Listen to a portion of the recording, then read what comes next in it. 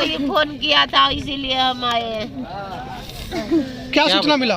सूचना यही मिला कि हमारा बेटा बोला कि बड़की मम्मी से यहाँ पर से गाड़ी यहाँ पर पलटी खा गया है, से भैया नहीं मिल रहा है। गाड़ी कहाँ? गंगा जी में? गंगा जी में, मनियारी घाट में। तो वो कहाँ है जो फोन किया? यहीं पर है। क्या नाम है उसका? सागर महलदार है, सागर कुंदन। कहाँ है कुंदन?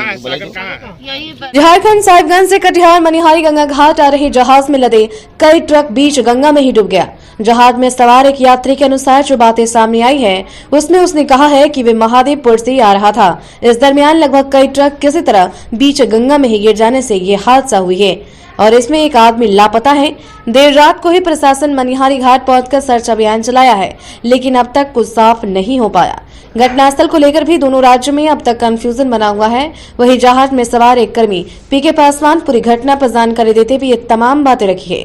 पूरे मामले पर प्रशासनिक स्तर पर जांच जारी है। वहीं गंगा घाट में जहाज हादसे के बाद सत्ता पक्ष के विधायक प्रशासन पर सवाल उठा रहे हैं। जहाज अनियंत्रित होकर कई ट्रक गंगा नदी में समा जाने पर अब तक सत्ता पक्ष के विधायक प्रशासन पर सवाल उठाते हुए इस पूरे मामले पर जांच की मांग कर रहे हैं। आज सुबह उठते ही ये पता चला कि मनिहारी घाट से जो साहेबगंज घाट फेरी घाट है, वो उसमें साहेबगंज से रात्रि काल में जो जहाज आ रही थी वो मनिहारी में आकर के दो एलसीटी टकराने के कारण बहुत से जो ट्रक है गंगा में प्रवाहित हो गए और जिसके कारण उसमें ड्राइवर, खलासी, अन्य व्यक्ति भी गंगा में प्रवाहित हो गए और या दब के मर गए हैं। तो ये बहुत दुखद घटना है। वैसे परिवार के प्रति हम संवेदना व्यक्त करते हैं और जिला प्रशासन से ये मांग करते हैं कि जो पीड़ित परिवार है, जिनकी कैजुअलिटी हो गई है, दुर्घटना में मृत्यु हो गई है, वैसे परिवार को तुरंत राहत सामग्री मिले और सरकारी जो अनुदान है वो मिले। लेकिन एक बात और भी चल रही है, बात है कि साहेबगंज मनिहारी जो घाट है, एलसीटी घाट है, जो फेरी घाट है, रात्रि काल में कैसे चल रहा था, ये तो जांच का विषय है। और लगता है कि जो साहेबगंज और मनिहारी जो फेरी घाट है, जो साहेबगंज से पत्थर या बोल्डर आता है, काफ़ी संख्या में कटिहार या बिहार आती है और लगभग 500 गाड़ी का परिचालन सुबह से शाम रात भर होता है। और हम लोगों को लगता है या लोगों में चर्चा है या वीडियो भी बहुत सा वायरल है कि जो साहेबगंज से घाट से साहेबगंज से बोल्डर जो आता है और कटिहार जो आती है या बिहार जो आता है, ये अवैध रूप से आ रहा है और इतनी संख्या में गाड़ी आ रही है। लगता है कि वो सरकार का जो रॉयल्टी है उसकी चोरी हो रही है।